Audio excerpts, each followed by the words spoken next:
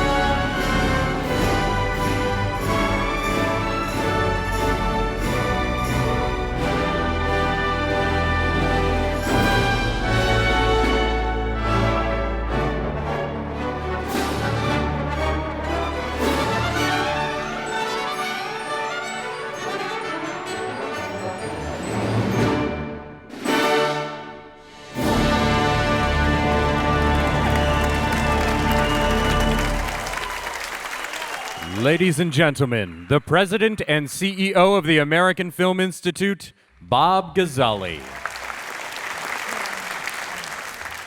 AFI Fellows, family and friends, AFI trustees, recipients of the AFI Honorary degrees, faculty, and staff. It is an honor to welcome each of you and all of you with a single word: plastics. Graduates, if you do not understand that reference, you may leave now.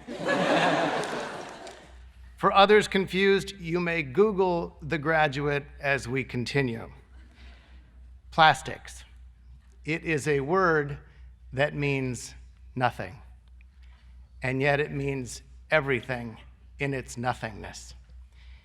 It is a word that defines the difference, the slack-jawed chasm between a graduate and the uncertain world around him, her, them, the uncertain world around us. And so to you today, I say plastics to ask you who you are. We know who you were. 2 years ago, we welcomed you to the AFI campus, 135 individuals. It was during a solar eclipse. Do you remember this? I said that day you were a special class because you would be graduating the year that the AFI Conservatory celebrated its 50th anniversary. And here we are.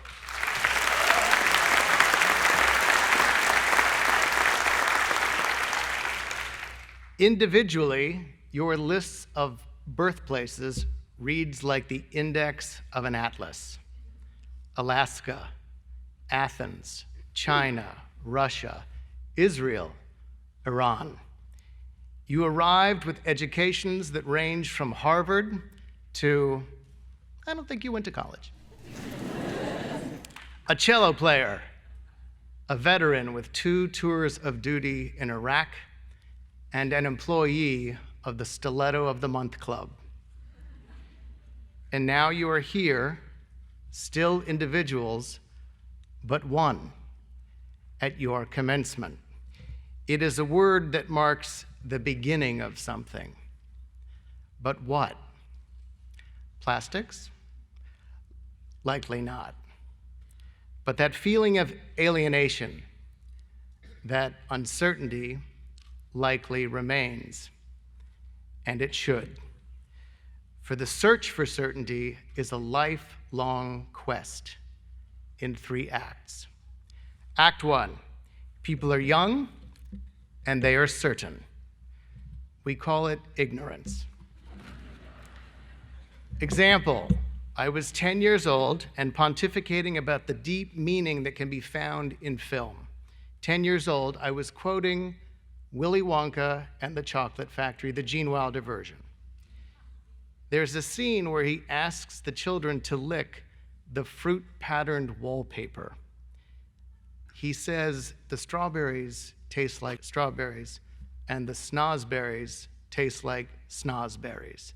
And you may remember Veruca Salt in the kind of this pouty punch says, snozberries? I've never heard of a snozberry. And Wonka grabs her face in that kind of manic, wilder way, stares deep into her soul and says, we are the music makers. We are the dreamer of dreams. Words could not be more profound, expounded the young me, and I quoted it, and Willy Wonka said, and it wasn't until later that I learned that it wasn't Wonka, it wasn't even Roald Dahl.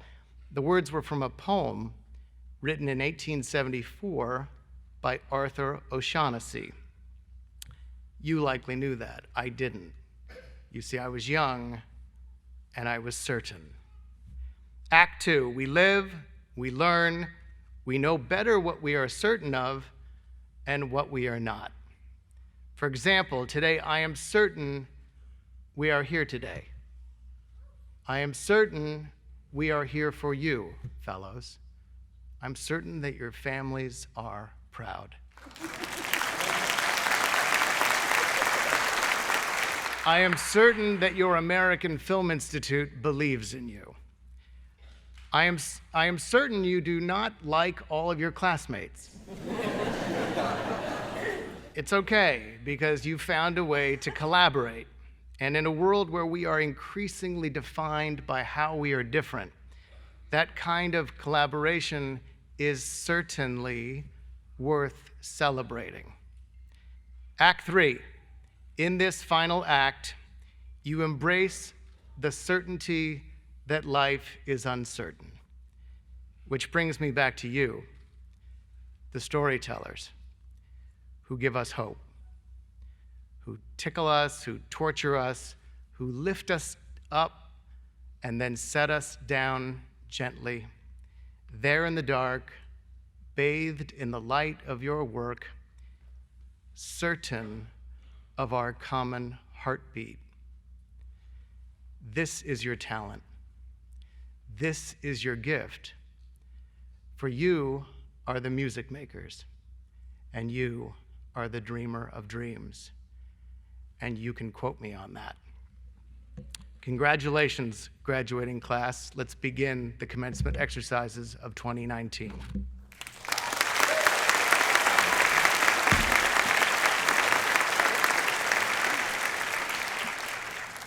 Fade in, June 10th, 2019, Interior Chinese Theatre.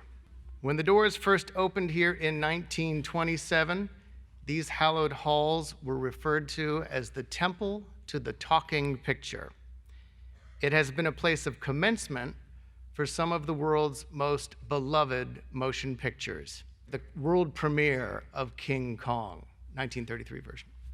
The Wizard of Oz, Mary Poppins, Titanic. And now you, fellows, have graced its screen. 4 Academy Award ceremonies took place here, including the year that the Oscar for Best Picture was presented to Casablanca. Apropos here today, because the recipient of our first honorary degree just flew in from her set in Casablanca, and I'm not kidding.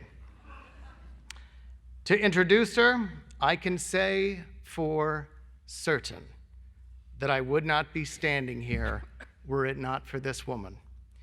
She found me in the hills of Virginia, chained to the leg of a billionaire's wife.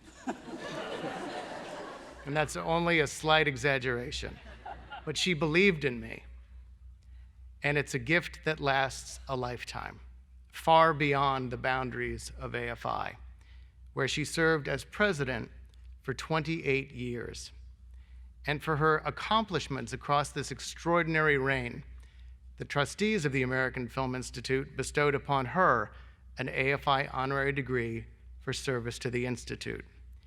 She has been and remains a driving force to ensure the conservatory stands tall and proud for these 50 years.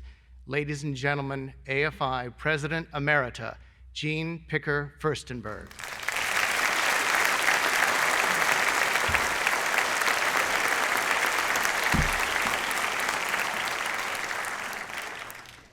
I'm glad to be here.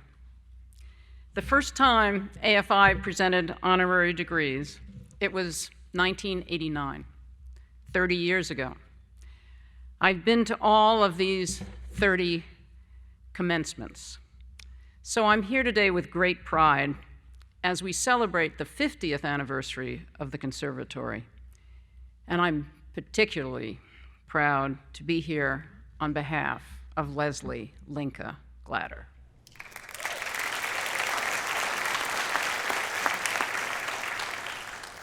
You'd probably be forgiven for thinking that her full name is directed by Lesli Linka Glatter. I could list her credits, or you could simply turn on your favorite show, because she has probably directed it. She only directs stories we talk about at the water cooler and on social media, on every network, every genre, for every show. When she applied to the AFI Directing Workshop for Women in 1982, she was a dancer who had become a choreographer, living at the time in Japan. So her application arrived from overseas. And I remember to this day how her vision and her voice just leapt off the page like a dancer. She was remarkable, and AFI knew it even then.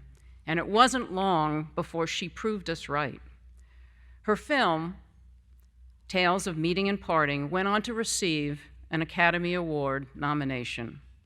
But to me, the mark of a real artist is not only their voice, it is how they give back, how they pay it forward. And I have seen her do it time and time again. I remember the first time. It was around 1985.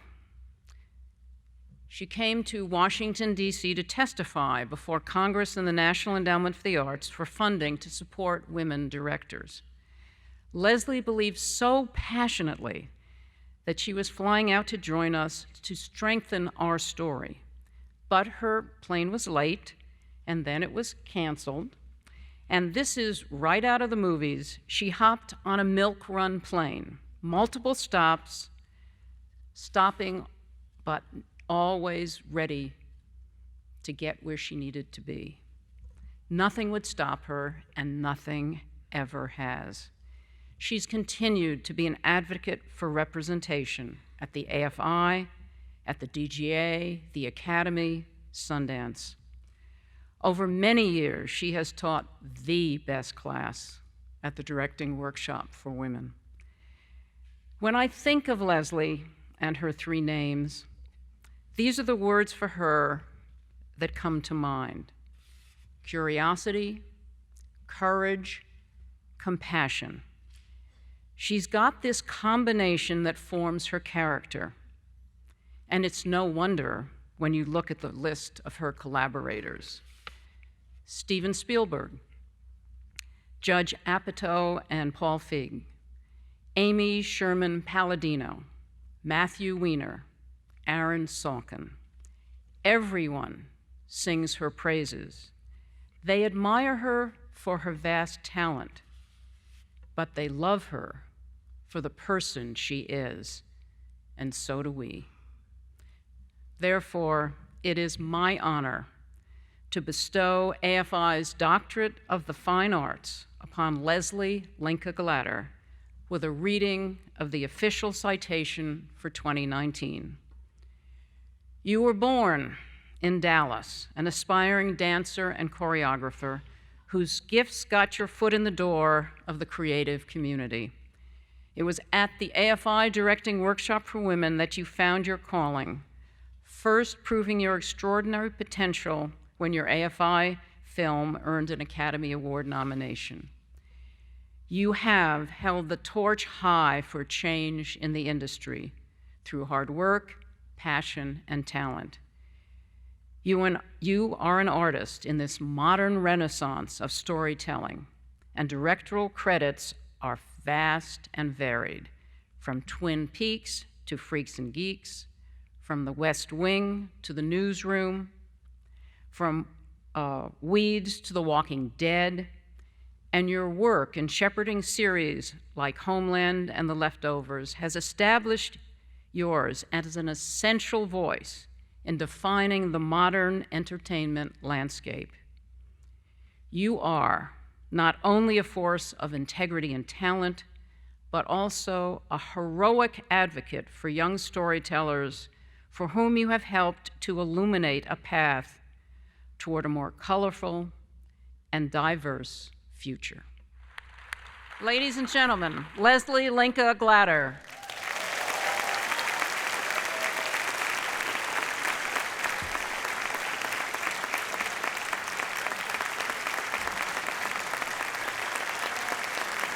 It is in recognition of your distinctive contribution to the art of the moving image that the American Film Institute is proud to confer upon you its Doctorate of Fine Arts, honoris causa. Okay, I'm pretty overwhelmed. Those were amazing words. I literally just got off a plane from Casablanca, where I'm filming the last season of Homeland, and I do have a low voice, but it's even lower. So it was 6 a.m. of a very hard shoot. It was the middle of Ramadan, and the crew isn't eating, and everyone's nerves are frayed, and the sun is rising, and we are rushing to get our last shot, and it hit me yet again that even on the hardest days, we are so fortunate to be storytellers. So as I look out on this amazing group of filmmakers beginning your journey, I feel inspired and hopeful and excited to see what unique and diverse stories you are compelled to tell. And as I sat on the plane coming here, I contemplated what I could possibly say about the path you are embarking on. What would I have wanted to hear when I was in your shoes? And then I remembered I was very fortunate to have incredible mentors who passed on profound things to me very early on in my career that resonate almost every day on the set. So I thought I would pass those on to you. When I was about to start my first professional directing job, I was still a modern dance choreographer, and I had a total stress nightmare. I dreamt that I got to the set, and it was the set of an entirely different film. It was a crew I had never seen and did not recognize. And worse of all, they were already shooting without me. I was rendered irrelevant before I even started the job. But I eventually did what everyone does when they have a bad dream. I woke up. So I went to work and told this dream in vivid detail to my producer, who remained silent and perhaps momentarily terrified. And I thought to myself, well, now I've gone and done it. You've admitted feelings of inadequacy to the one person in the world who has shown complete and total confidence in you. But he looked at me and smiled a bit and then said, can I tell you a secret, Lesli? I have that dream too. And that job was Amazing Stories, and that producer was Steven Spielberg. And here's the truth. Maybe he said it to me to make me feel better. But the reality is that every new project, no matter how long you've been doing this, You're putting yourself on the line creatively. So that fear never stops, but you do get better at dealing with it, and that's the good news. Stephen also told me on my first day of shooting to trust my instincts, because if you tell your instincts to shut up for whatever reasons, because you're behind, you're getting pressure to move on, those instincts, that voice inside of you that keeps you honest, will shut up and they won't talk to you anymore. So keeping those channels to your instincts open at all times, whatever you have to do that, whether it's walking off the set for 5 minutes or deep breathing in the bathroom, and I can tell you, I love the bathroom. Do whatever you need to do to stay connected to those inner voices. So several years later, I was prepping to direct the first of 4 episodes of Twin Peaks, and I had a very pressing question for David Lynch. There was a scene in his first episode that totally blew me away. Kai McLachlan and Michael Onkeen were in a bank vault looking into a safety deposit box. It was a wide-angle lens, maybe a 21, and the camera never moved. But sitting on the table was a moose head. So I asked David where he got the idea to put that moose head on the table. And he looked at me somewhat askance, and he said, "It was there." And of course I asked, "What do you mean it was there?" And he said the set decorator came in and was going to hang the moose head on the wall. But he walked onto the set and saw it laying there, and he said, "Leave the moose head." So something cracked open for me. Have your plan, know what you want, but always be open to the opportunities in front of you. Always be open to life. Always be open to the moose head on the table. The last 3 things I want to encourage: be tenacious, very tenacious, and don't let anyone tell you you can't do it. But in that need for tenacity, don't forget the joy. Don't pretend to know something you don't. You will get caught. And even worse, you won't learn. Don't be afraid not to know. Take advantage of the expertise around you. Someone just said this to me a few years ago, and it was profound. He said, "Don't be afraid to be simple." Learn everybody's name on the set on the first day. Have a huge BS detector. Wear comfortable shoes, which I'm not doing right now. Don't worry about the things you can't control. Worry about the things you can. Be tender. Give back every day, and remember that you are lucky to be doing what you're doing. And lastly, reapply lipstick. You don't have to give up being a woman to do the job.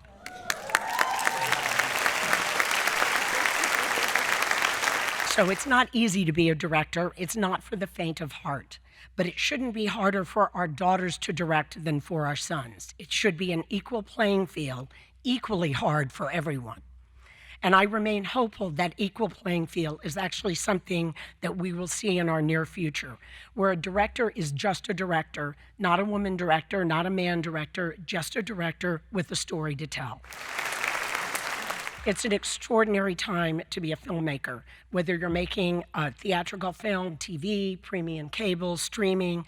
The possibilities to tell your stories are endless. Don't wait for permission. You can pick up a cell phone and make your film. You are embarking on an amazing journey that so few people are lucky enough to be on. Enjoy. Tell your unique stories. Be brave. Thank you so much to the AFI. Jeannie, you changed my life.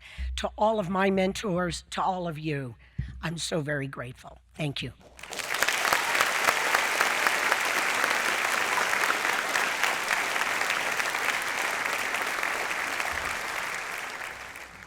Our next presenter has been called, and I quote, "one of the most important film scholars in the world today." We agree. She has served as an AFI trustee for almost 40 years and was honored with an AFI honorary degree in 2006 for her impact on the art form and upon the Institute. Across decades, she is credited with having built the film program at Wesleyan University into one of the finest film schools in the world. And today, we forgive her for that. The books she has written about movies fill libraries. She is confidant and consigliere to some of the greatest artistic talent in this art form: Scorsese, Eastwood. She's an inspiration to all of us at AFI and all of us who love the movies. Ladies and gentlemen, Janine Basinger.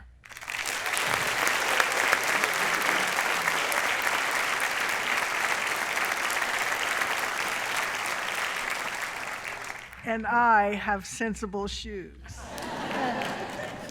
Good advice. The first time that I ever heard the name Paul Schrader was far too many years ago for me to give you the date. It was long before Taxi Driver. It was long before Raging Bull. He was brought to my attention by a lifelong friend of mine, Pauline Kael. She was film critic for The New Yorker, and she was a figure as influential as she was controversial, which, when I stop and think about it in a minute, is kind of descriptive of Paul also. But Pauline wasn't in the habit of telling you that other people were smart. So when she told me, I paid attention. He was studying criticism with her, and she told me she was deeply impressed by the sharpness and the clarity of his insight into cinema. Not too long after that, his name came up again in a conversation with Martin Scorsese, who of course would go on to direct 4 of Paul's screenplays, and I'm sure you all know about that, the first being Taxi Driver in 1976. So when you get a recommendation from Marty and Pauline, you pay attention. I paid attention, and it soon became apparent to me that this man required my full attention and that I should track him always through his life, and it would be more than amply rewarding if I did so. And I'm still hearing about him from unexpected sources. This very past year, one of my former students, A24's David Laub, called me in great excitement because he had just screened a movie called First Reformed. He told me, this is a movie that you dream about. It is a mix of Dreyer, Bresson, Bergman. It is everything you hope cinema will be. He thought maybe I would like it. And you know what? I did. I not only like it, I loved it, and I respected it. From the searing intensity of Taxi Driver to the black and white moral complexity of Raging Bull, all the way to the vaulting artistic ambition of First Reformed, this man is a talent to whom attention must be paid. There is a signature that's uniquely his, the kind of signature that you should all find for yourself. It's a combination of personal vision, clarity of expression, and a deeply cinematic originality. And that's why he's with us today. He is an artist and an icon and a shining jewel in the crown of the AFI Conservatory. It is my honor to bestow AFI's Doctorate of Fine Arts upon Paul Schrader with a reading of the official citation he will be given in the year 2019. Mr. Schrader, you were born in Michigan and attended Calvin College and then UCLA, analyzing and articulating what would become your craft under the tutelage of the aforementioned Pauline Kael, before joining the very first class of a bold federal experiment in the arts, then called the AFI Center for Advanced Film Studies. You have plumbed the depths of mankind's capacity for darkness, explored the universal frailties that explain why so many fall so far, and reminded audiences of the common humanity we all share. As screenwriter and collaborator with Martin Scorsese on his most seminal works, you have challenged audiences across masterpieces like Taxi Driver, Raging Bull, and The Last Temptation of Christ, and proven your own sure directorial hand, shepherding gritty meditations on nihilism from blue collar and hardcore to affliction and First Reformed. You are an icon of artistic defiance and inspiration, a man who has shaped our nation's cultural landscape and whose questioning of the American dream has expanded our understanding of what it means to be human, what it means to be American, and of course, what it means to be cinematic.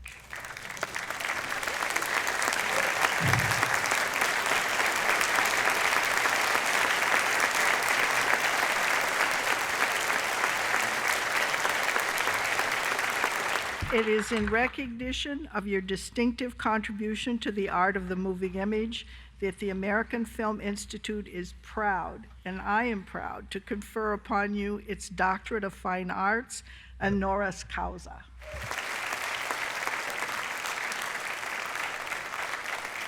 "50 years ago this fall, I joined the AFI Conservatory at Greystone Mansion. There were 11 fellows, all white males. I couldn't imagine then that a day like this would ever come. It was 1969, and all sorts of experiments were in the air. Most of them were transitory. Some of them were literal pipe dreams. AFI was the vision of George Stevens Jr., a vision inspired by his association with JFK's support of the arts. And his vision was to have a training institution here in Hollywood, free of industry constraints. It was quite a moment that first year. No tuition, daily screenings, receptions 4 or 5 times a week for famous filmmakers. I was the only critical studies fellow. There were 10 filmmaking fellows, but I was the entire critical studies department. I had 3 professors for me. So you can see why I didn't think it would last. It felt like a house of cards, and to a degree it was. Yet it survived. AFI needed to rethink itself, it needed to relocate, it needed a new financial model, it needed a better teaching and administrative structure, and it was able to do all these things. The AFI campus in Los Feliz is the dream of George Stevens Jr. 52 years ago, in 1967. It is more, in fact, than he could have imagined. AFI is now firmly embedded in the artistic and commercial life of this industry, whatever we want to call it, motion pictures. The AFI graduates, statistically, more students successfully into the motion picture industry than any of the other film schools. The roll call of the AFI alumni is intimidating, and many of you, most of you in fact, may even be able to make a living in this challenging environment. That's also something of a curse, because with success comes complacency and entitlement, and that's never a good thing in the arts. So I'd like to congratulate you, but also take you back to 50 years ago, the early ad hoc, angry years of the AFI Fellows. From, we began as a bad boys club, admittedly a bad white boys club, but bad boys club anyway.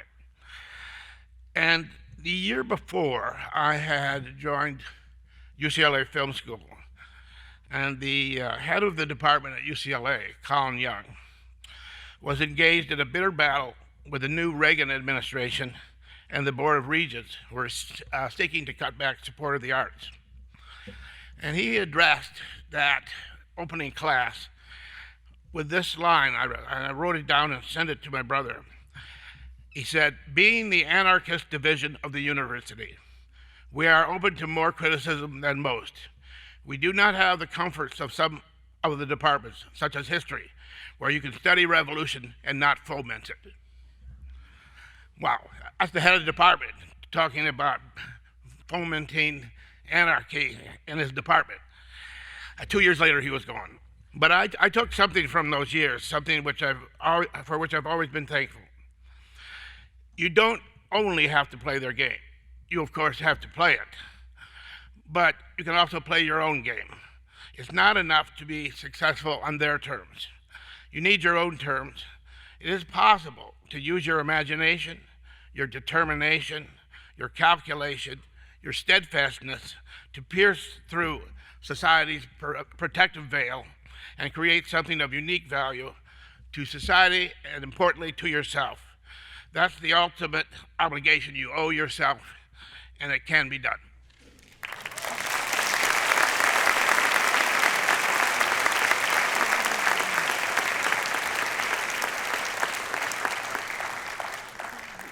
Interesting transition, because my question is, what does it take to sustain a community like the AFI Conservatory over 50 years? Dreamers, builders, givers. It takes a dedicated faculty who believe. And I'd like to take this moment to acknowledge two members of the AFI faculty for their extraordinary service to the AFI Conservatory. First is a producer, a man who told us that as difficult a decision as it was, after 4 decades, he was going to step down from his position in the producing faculty. 4 decades of his time, his energy, his expertise, of his life devoted to AFI. It was 1978 when he created his first and the first Business of the Business class. 1978. Video cassettes were the miracle of the day. There was no internet, CGI, DVDs had not yet been invented, if you remember DVDs. To keep up with the ever-evolving art form, he revised, updated, and reinvented the course every year. And by doing so, touched the lives of over 1,000 fellows. It is men like him who create this community. It is men like him who dream and build and give. It is men like him that are the reason AFI is celebrated as one of the world's finest film programs. Ladies and gentlemen, let's show our appreciation to Robert Kaplan.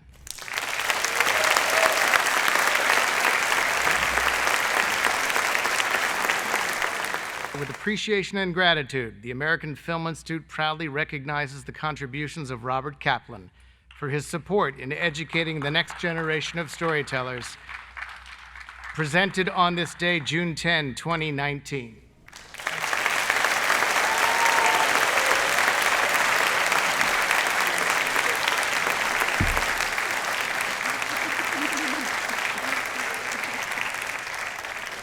Another wizard who walks the halls. This one is not retiring, mind you, and I'm saying that up front and out loud.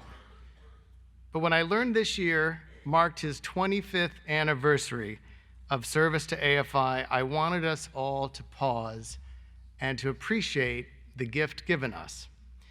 A longtime force in the cinematography department, he himself is a master of light and shadow, and a master of imparting that magic to the next generation. Hundreds of cinematographers have had the gift of basking in the glow of this man's inspiration. And if you want proof that it works, I have 2 words for you: Rachel Morrison. Let's thank him today and encourage him to stay. Ladies and gentlemen, Bill Dill, ASC.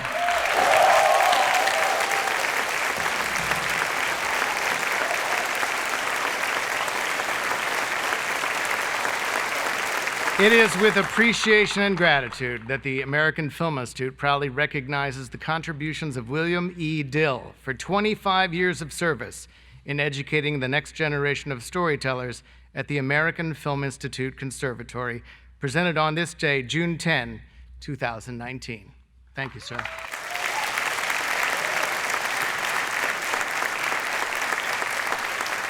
And now, a voice from the class of 2019. From the discipline of screenwriting.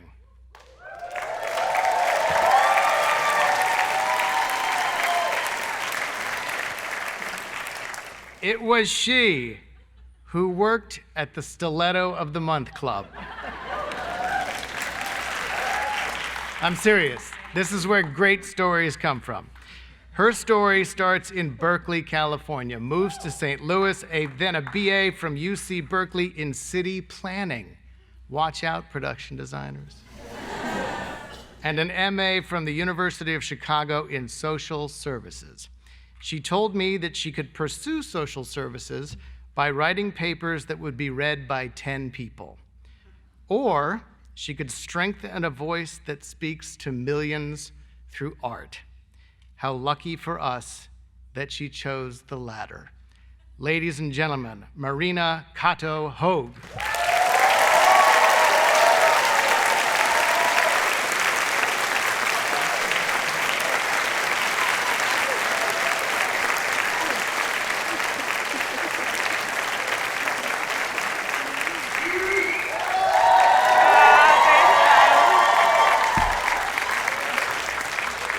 If you ask any Olympic swimmer how they won their medal, they say, I had to join a team because I wasn't going to do laps at 4 a.m. by myself.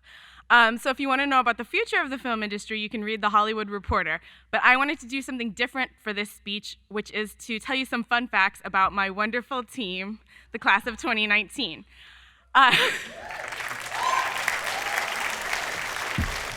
So there's 120 of us, so I'll try to make this quick. And remember, if you laugh or clap, you'll just make it longer. They're a little alphabetical by discipline, but sometimes they're not. Okay. So I'm starting with cinematographers because I need a cinematographer for a project. So when Akash moved to LA, he switched from cooking Indian curries to cooking Thai curries because Thai curries are quicker to make. And now he has a movie on Netflix. Andrash is a great cinematographer, but he has an alter ego named Andy, who will somehow end you up in a junkyard. Antoine looks like he should be in a heavy metal band, but he's actually known for his eloquent and graceful style. Anton's fellow cinematographers describe him as one of the smartest people they know and like a sensitive robot. Ben Long was the only person to understand the point of one of my films, but when he said it in class, everyone was like, no, you're wrong, Ben. Beth's films are Technicolor dreams, and fun fact, both of her parents flew from Baltimore to help her make one of them. All right. Celine's has a wonderfully sarcastic sense of humor, and I noticed that halfway through AFI, she started saying, just kidding, at the end of her sentences. Delaney recently shot a film underwater, showing her technical prowess. Diego, along with Paul Fishback and Akash, started an initiative to make our sets more environmentally friendly, so now we'll all die in 30 years instead of 20. Aaron Wesley's celebration of beautiful black skin tones and people proves that the revolution will be well lit and also just lit. You think everyone on set is crowded around the camera monitor, but they're all actually crowded around Gemma. Guido will be the first to tell you that it's not the cinematographer who says the sun sets at 7:15 p.m., it's the meteorologist. Joel is so funny that he doesn't even need to write. On one of his films, there was a line about the Me Too movement, and he just zoomed in on Kevin Spacey. Leo Escobar's visceral short film was the story of a veteran haunted by her memories of war while grocery shopping. Described as indestructible by his friends, Leo Perman can work all day on set and then run a half marathon the next day. Lucia's love of cats is only matched by her love of the director Harmony Korine. Imagine the crazy movies a psychopath like this would make. I once asked Jan how his film was going, and he made the international sign for juggling. Matthew Seguin made a hilarious film about a funeral that turned into a food fight. Matthew Barashkas can shoot chaotic crowd scenes with clarity like no one else. Melissa's love of music is reflected in her films that look like New Order album covers. Riley is such a badass that she always has a knife on set. Vaughn's film about older lesbians finding love on a camping trip really turned me on. Tex films are so natural that you feel like you're just watching real life because he's God. Some continuous shots look like someone forgot to turn the camera off, but in TJ's thesis film with Justin, they managed to make 2 long shots, which is an AFI record. And finally, Tom Meredith has an encyclopedic knowledge of film. He's the cool record store guy of AFI. I tried really hard to not miss anyone, but if I did, I'll buy you a drink, which is better than being included in this speech. Okay. Moving on to production designers. Evan is one of the only designers who did 2 theses, so he's twice as good as the rest of you. Jake came on the first day of school already covered in paint, and he's only gotten more covered in paint. Jessica is a hard worker known for her catchphrase, "I have a question." Karu is the bubbliest grad student who ever existed, especially considering all of her work with cactuses. Ken's casual doodles are more accurate than most people's iPhone photos. Mao is the Julianne Moore of production design. Roxy once described a film as having very Asian emotions, which means when you have an emotion, but you don't want to bother anyone, so you let it eat you alive. This may sound familiar to some of the Catholics in the audience. All right. All right. So directors, I know you're getting antsy. I'll move on to you. Austin's poetic nature is seen in his film titles Call of the Void and At the Bottom of the Rain. Bella uses nature and production design to make films about her beautiful country of Jamaica. Christina Diamantara is a weird, sexy witch who makes movies about weird, sexy witches. Chiro made a beautiful film about a drowned man pulled from the sea and brought back to life. Daga says he's from Rome, but I heard he's actually from New Jersey and just really likes Fellini. Darius can literally work with anyone. In fact, he has, because he directed a record-setting 7 cycle films and 15 thesis films. Demetrius told me he loved watching anime on TV in Greece growing up, and I said maybe it's because anime has multiple gods and you guys had multiple gods. But he said, no, I think a Japanese company just got a favorable distribution deal. How House Thesis is about a girl who has to make a speech. Relatable content. Gabriele makes films about the inner worlds of young men and is famous for shots of people on couches watching TV. Director Lee Chang-dong came to AFI, and during the Q&A, he and Kim had a 10-minute conversation in Korean. Janine has shared with the world the joys and sorrows of pregnancy and motherhood. Jia Wei loves Kafka and made a film about a businessman who turns into a giant cockroach just like they do on Wall Street. Jing is the only person I've ever seen reading a book at this school.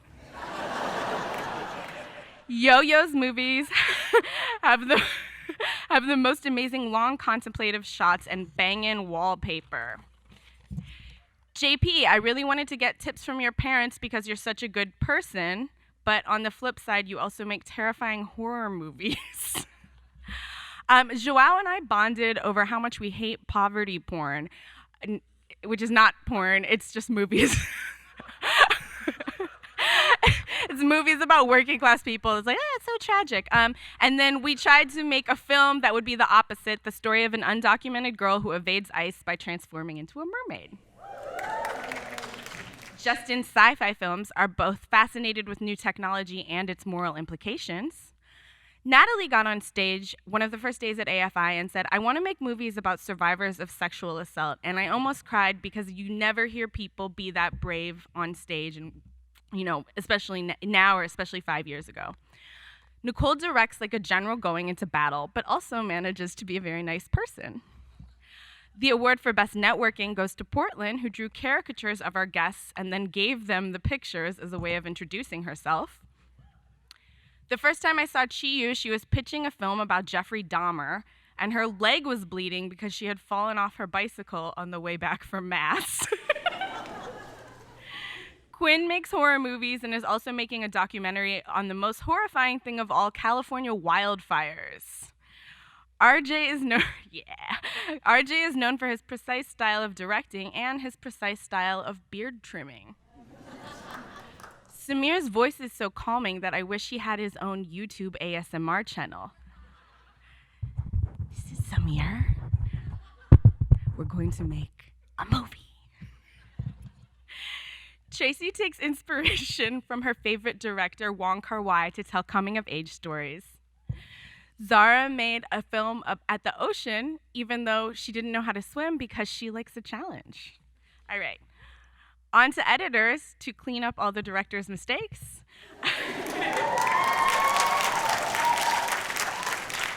I've never seen Art flustered, and everyone who works with him says the same thing.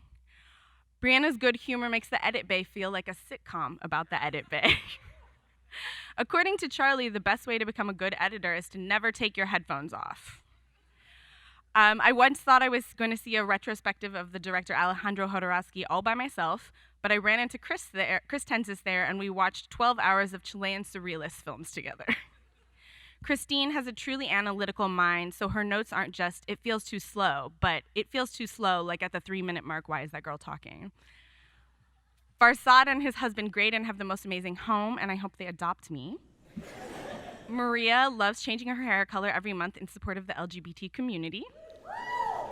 Lucia is such a good editor, she somehow made her directors do her dishes for her. Ching is also a director and known for her skill at sound design. I've had the fortune of working with Skylar twice, and she's so intuitive that I call her the fastest edit in the West. Editors and writers are the disciplines that do most of our work in a dark room alone, which is why me and Travis were one time the only people to get sunburnt on a set. Yi Ching can use her innocent face to defend her picks for takes when the time comes. All right. Next is producers. This has nothing to do with AFI, but Alec used to work at a well-known vegan restaurant that's apparently a cult. Almo produced a VR experience of the Hajj to Mecca that you can look at on your own phone. Amanda is a better writer than me, an amazing producer, and the co-owner of a restaurant, so she's more successful than any of us will ever be. On behalf of David Field, I just want to say, go Raiders. DC is one of the only women to hold the highest BMW China track racing license. Froso is known for being well-liked by directors and writers, which is rare. Gabby is a leader both in the field of film, but also karaoke. Greg is known for being incredibly honest, not a common trait around these parts. Irene looks like an actress playing a producer on a TV show, but she's also a great producer. Jai is like an Instagram Motivation Monday post in person, and he's one of the mascots for your Los Angeles Dodgers. When people describe a producer as chill, you're like, uh-oh. But Jervis can get you 57 locations and 81 extras, all with a smile on his face. Lizzie comes from art history, and it shows in her historic films with detailed production design. Mark hails from New York and manages to be both the Batman and Tony Soprano of AFI. Paul Delva, I was so happy we were able to incorporate your church community in one of our films. This is a weird observation, but Paul Fishback always knows the exact right amount to talk in conversations. Rex is one of the best people you'll meet in your entire life. He says things like, remember that line from the 1982 film Willow? Rich made a hilarious film about a high school prank gone wrong. Ryan's service to AFI can only be matched by his service to his country. One time a child actor drew all over my face in eyeliner, and Shant did not tell me. My first conversation with CE was me trying to explain our healthcare system, and then she produced a badass martial arts film, so I guess she took matters into her own hands. When I was a kid, if I heard someone described as competent, I'd be like, of course, all adults are competent. But now, thank God for Talia, right, guys? Thayer's aesthetic can be described as if the Saved by the Bell logo went on a stabbing spree. My favorite thing about Veronica is that she knows you get the most work done when you're having a good time. Did anyone else notice that Xiao Xiao dressed more and more like Annie Hall as the time went by? All right, and on to screenwriters since we're used to waiting. I'm wrapping it up, guys. I'm wrapping it up. Okay. Alessandro wrote a script about a witch who works for the cartels, so if anyone ends up dead at this ceremony, we all know who did it. Like his favorite musician, Waylon Jennings, Adam is dedicated to telling the stories of our country's rural southern communities. Andrew is Shakespeare in a leather jacket. Beata is a multi-hyphenate, an actress and a dancer who wrote a film about potatoes. I learned more about American history from Brianna's super woke t-shirts than most people do in school. Chris Kingsley helped write at least 4 thesis films and has more energy in her pinky finger than I do in my whole body. I loved my conversations with Christina Yang about the meaning of failure and success in such a cutthroat industry. We all have those. Courtney did the one thing I've been wanting to do my entire life. She shaved her head. Go, Courtney. Effie wrote a script called Gunkle, which stands for Gay Uncle, and he's the gunkle we've always wanted. Haley and I were the only girls in our workshop this year. We spent all of our bathroom breaks complimenting each other's hair and outfits. James, as your mother, I'm disappointed you didn't go to law school, but as your friend, I'm glad you're writing your radical queer scripts. Jameson writes sexy gay stories and invented the term schmacting, which means schmuck acting. Kyle is known for giving great notes and understanding screenplay structure. I admire Ray's positivity so much. If he wrote the Titanic, the ship would hit the iceberg and someone would just be like, yes, queen. I once asked Marwan what I would be like in Egypt, and he said, you'd be exactly the same. Paula is my screenwriting contest buddy. We always submit our stuff at 11:59 p.m. Brandon knows the historical details of every script everyone's ever wrote. Me and Abe have the exact same awful sense of humor that comes from being called racial slurs meant for other races.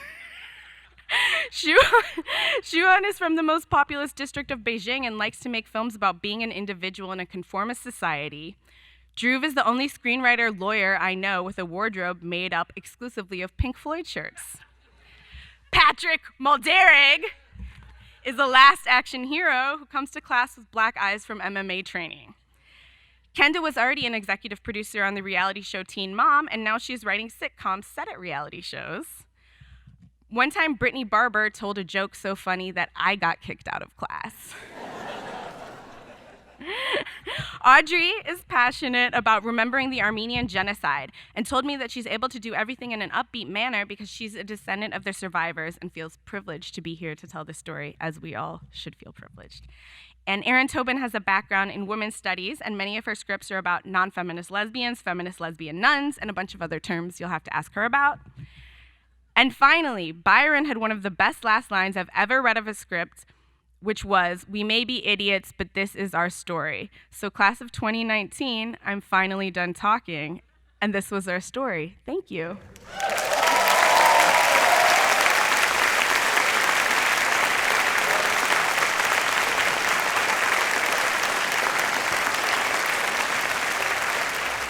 A wizard once said to a scarecrow, "Back where I come from, we have universities, seats of great learning where men and women go to become great thinkers, and when they come out, they think deep thoughts, and with no more brains than you have. But they have one thing you haven't got, a diploma. To preside over the presentation of the degrees, a man who has given much to AFI over the past year, serving as interim dean, in addition to his full-time job, the Vice Dean of Academic Affairs, Tom Engfer.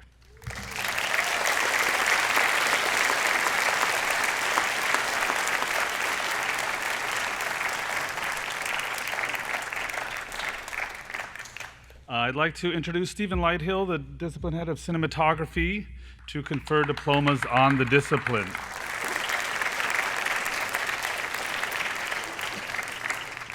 Moteus Barouskas.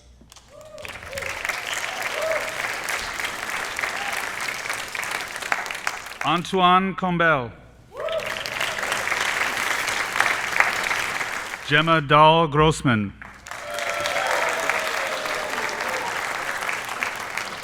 Leonel Escobar. Caitlin Von Greve. Céline Leus. Ben Long. Tom Meredith. Bethany Mahulski.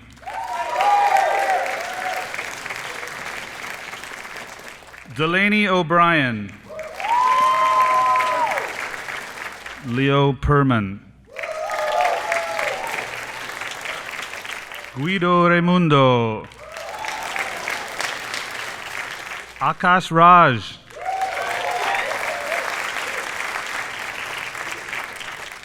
Melis Riahi. Lucia Rinaldi.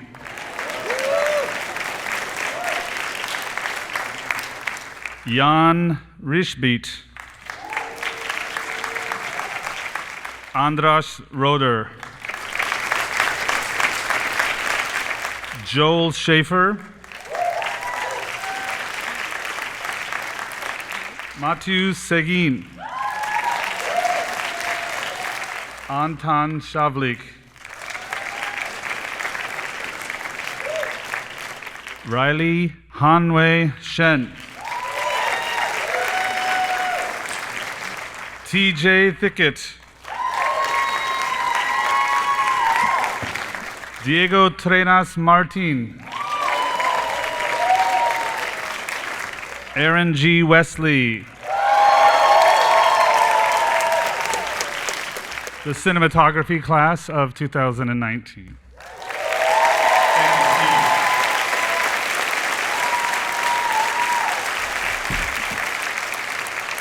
Now we come to the directing discipline. I'd like to invite Adam Salke, discipline head, to please step up and confer diplomas.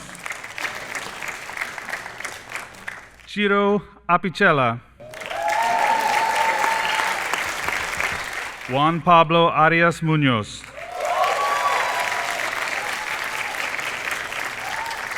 Natalie Joey Camus.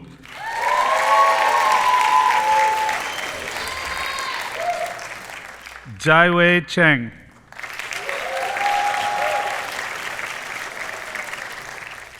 Justin Daring.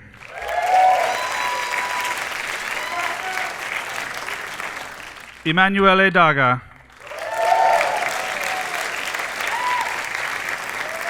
João Dal Stella.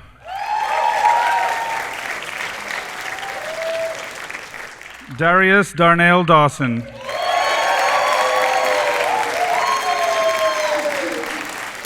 Gabriela DeSazio. Christina Diamantara. Quinn Riker Elsa. Yo-Yo Erholtz.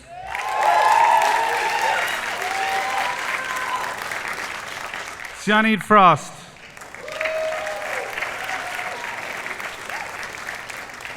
R.J. Glass. Zara Golafshani.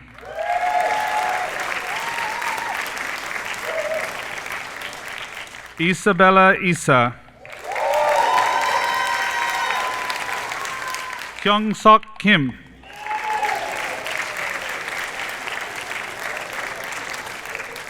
Jing Ng.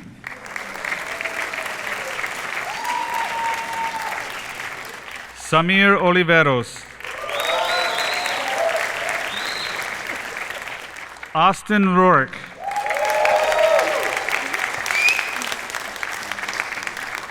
Payer Tracy Shen.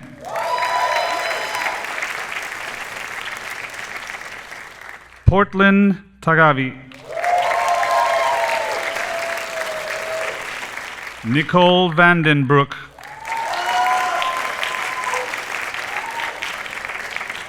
Hao Yan.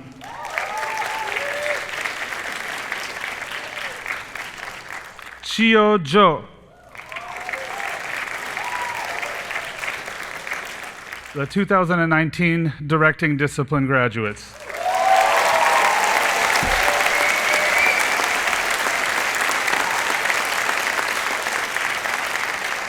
I'd like to bring to the stage Michael Jablow, Editing Discipline Head, to confer diplomas on the editing discipline.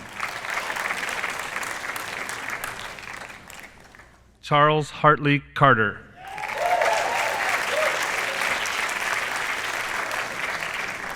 Brianna Shumaleski.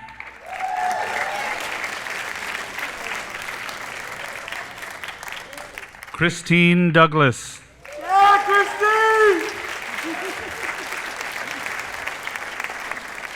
Maria Fernanda Faraish Frey.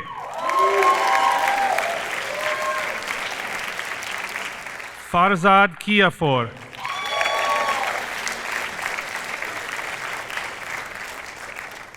Ching Shaul.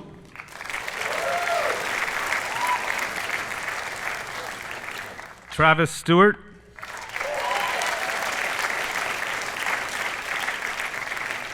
Chris Tenzis.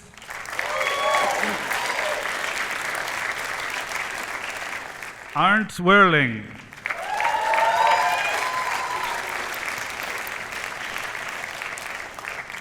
Yiching Yu. Yufei Skylar Zhang. Lu Qi Zhao. The 2019 editing discipline graduates.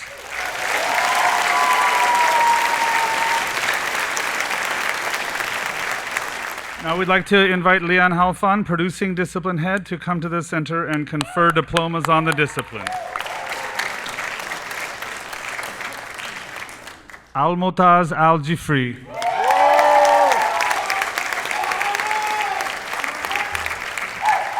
Richard Carl Bailey.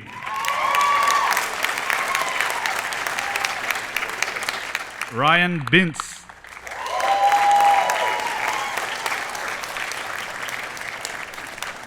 Gabriele Cordero.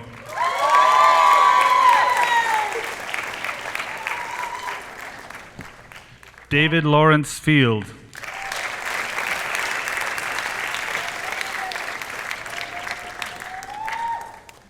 Paul Fishback.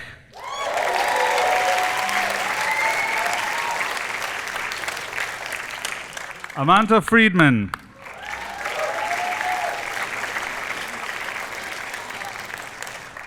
Elizabeth Glass.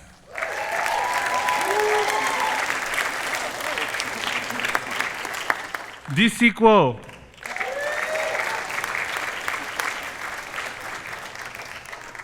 Veronica Felicity Johnson.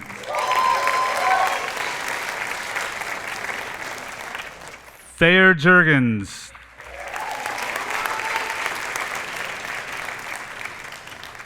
Jinquei Jervis Lee. Xiao Li.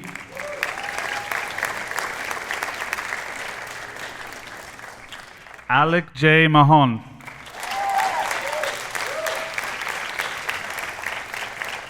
Jai Markel Pellerin.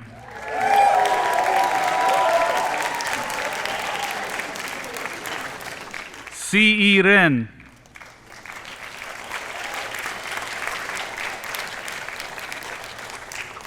Rex Reyes.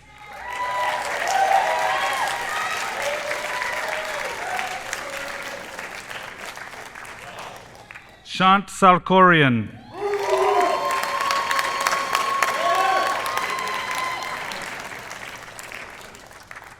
Gregory Schrader.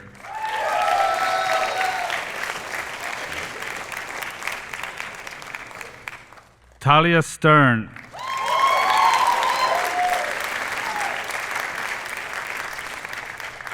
Mark Tarzali.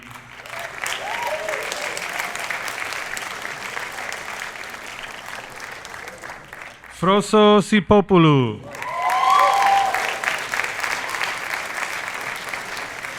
Irene Yang.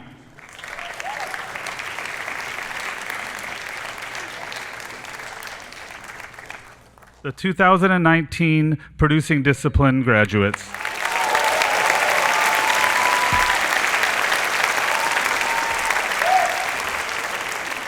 Now I'd like to introduce Joe Garrity, Production Design Discipline Head.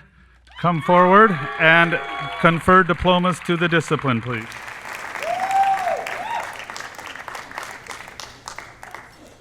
Maurizio Abud.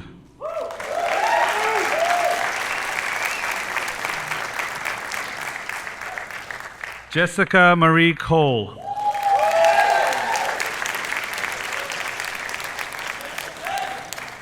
Caro de Jesus Legrand.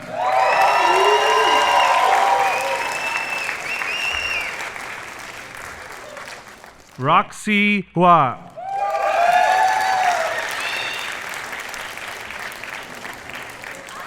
John Volmer.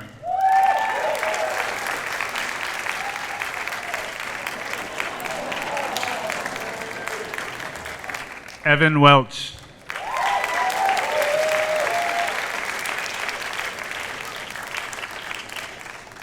The 2019 Production Design discipline.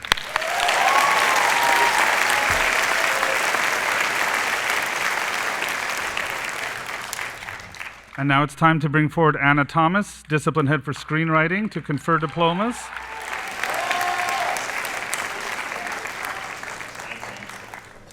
Kyle Aronson.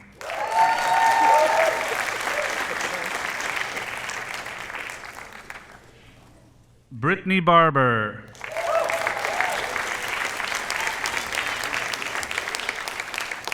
Haley Bartels.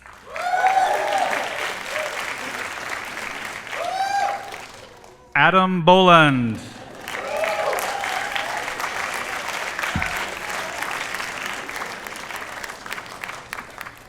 Abraham L. Raheb.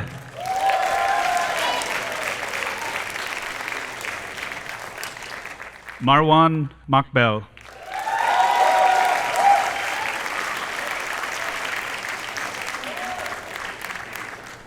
Shuham Fan.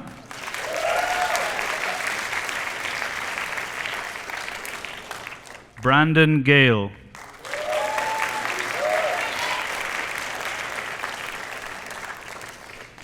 Audrey Gevorkian.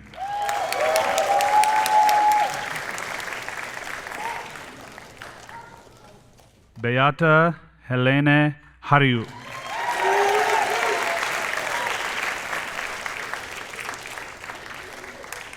Marina Kato Hogue.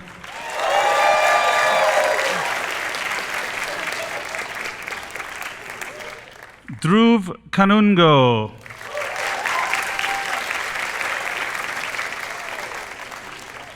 Jameson Karen.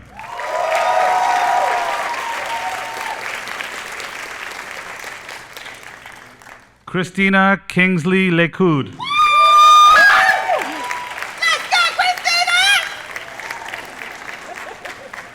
Kenda Greenwood Moran.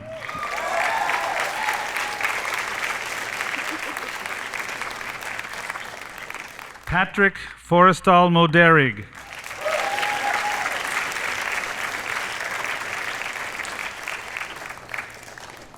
Alessandro Petarzoli.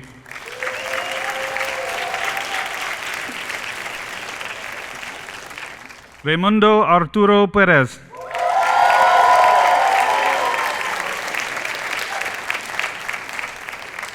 Brianna Scott Hawk.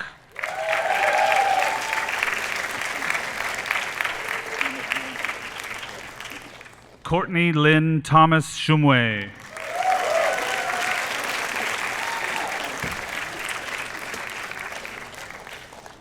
Ephraim Stempler.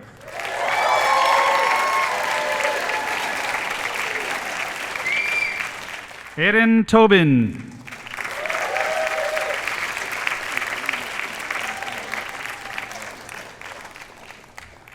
Andrew Urban.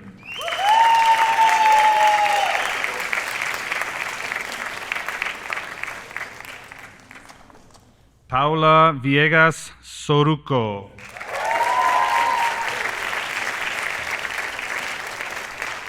Werner James Wood.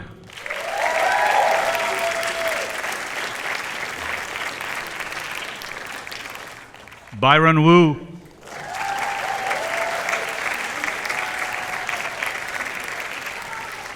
Christina Young.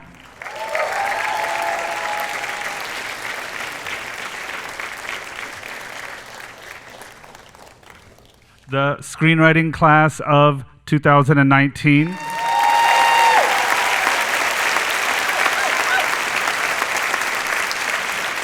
And the class of 2019, congratulations.